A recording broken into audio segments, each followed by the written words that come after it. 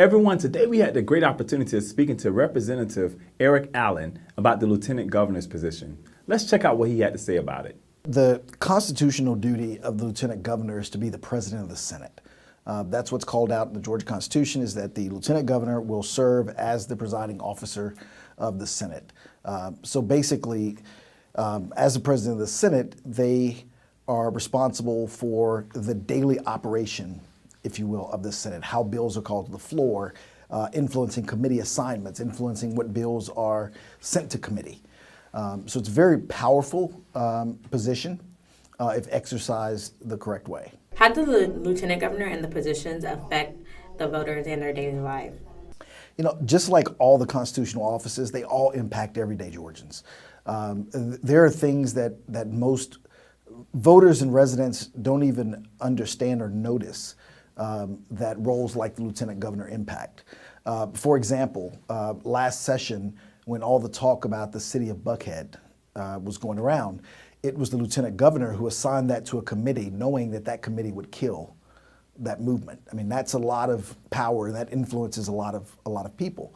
Conversely, when Senate Bill 202, which is a very strong voter suppression bill, was brought to the floor of the Senate, the lieutenant governor, instead of stopping that bill, walked off of the floor and went to his office and allowed the president pro tem to run the bill because he disagreed with it. But what he could have done was killed that the same way he killed the city of Buckhead.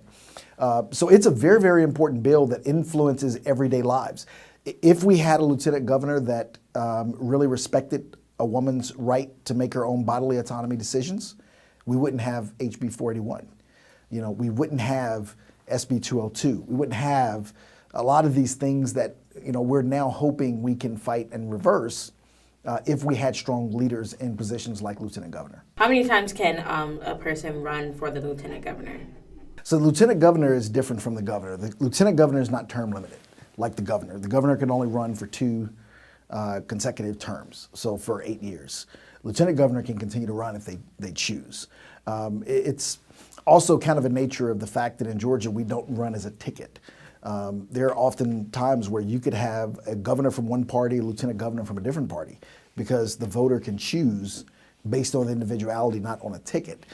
So it can be a little squirrely at that point, because now you've got your executive branch serving different terms, but also could be serving from different parties. Why is it important that the voters educate themselves on the candidates running for this position? Because, you know, knowledge truly is power. You, as a voter, it's best to make sure you understand where a person stands on certain issues, but also understand their previous track record, how they think, how they legislate. There are so many things that come at us in the legislature that you can't predict. So you need to do your research and make sure that there's a candidate that you can trust, that has your core values and principles, and how do they make decisions, how do they lead, especially in a role like lieutenant governor. When you have someone that's basically a single individual presiding over a body that impacts legislation as strongly as lieutenant governor does, you want to make sure you have the right person in that role, because they can influence a lot of stuff. Why is this election so important?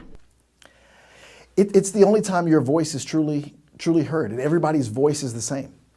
If we stood out on the corner outside of the building and you scream, I scream, you may be louder, I may be louder, I'll get heard before you get heard. When you go in that ballot box, we're all the same decibel level.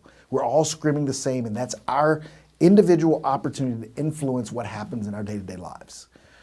Voting is extremely important. It is to be taken extremely seriously. You know, I jokingly tell people that I think the average person puts more thought into filling out their NCAA bracket when they're doing the, you know, basketball session than they do filling out their ballot. I would recommend that everyone go to the Secretary of State's website, go to your local election board's website, download your sample ballot before you go to that poll, and look and educate yourself on each one of those races. And make sure that you know exactly who you're voting for and why you're voting for them, so that you can not just yell at the wall when things go wrong, but that you can have the accountability in place, knowing that you did your research and you have done your best to put the best people in office. Is there anything else that the voters need to know about this position? Not that position, but one thing I will say with elections, and I've been trying to say this to every group that I talked to this year. Elections are the decision point. If you think about a relationship, you have your courting, you have your decision, you know, I'm with you now, we're gonna get married, I'm with you, and then you have your accountability. I think where we fall off is right now we're at that courting phase. People are asking you for that commitment. Make them earn it. Make them ask you for that vote. Do your research. When you go into the ballot box between October 17th, early voting is gonna start, to November 4th, and then you got Election Day on November 8th, that's when you have a chance to make your decision of who you're gonna commit to. But that is not the end of the process. For the next 2 years, 4 years, or in the case of US Senate, 6 years, now it's your responsibility to hold them accountable every step of the way based on what they did to court you. So what they did, you know, I tell people all the time, how a person campaigns is how they're gonna govern.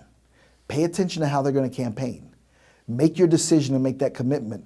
But that's the beginning of the relationship. Now it's up to you to hold them accountable every step of the way.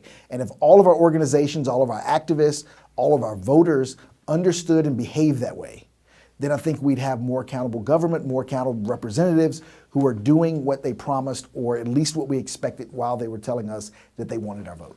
Aside from the constitutional powers of the lieutenant governor, what are some of their soft powers? Yeah, so there's the Constitution, then there's the rules of the Senate. And you got to remember, the lieutenant governor is the president of the Senate. So their area of influence, if you will, the sphere of influence is really the Senate.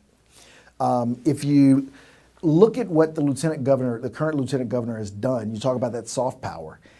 I think in the last 2 years especially, he's really learned to leverage the power of the office to speak out against things that are wrong.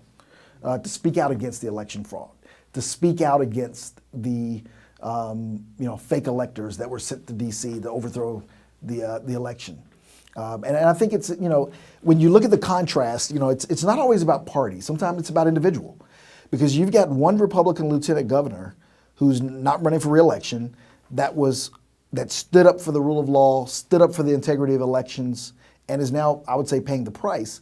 On the other side of this election, you have one of the 16 fake electors running to be lieutenant governor. And when you think about what power does lieutenant governor have, that's a really dangerous proposition when you elevate someone that has that record. There are a lot of soft powers that aren't granted by the Constitution. There are also the powers granted by the rules of the Senate. But then there's also other things that can be influenced positively or negatively, depending on who you put in that office. So today we had a wonderful conversation, and I hope that you learned more about the state position in which we talked about today. Don't forget that early voting has started. We need your vote, and you have until November 8th. Please stay tuned. Please make sure you share these videos with somebody else, and don't forget to get out and voice your opinion by voting.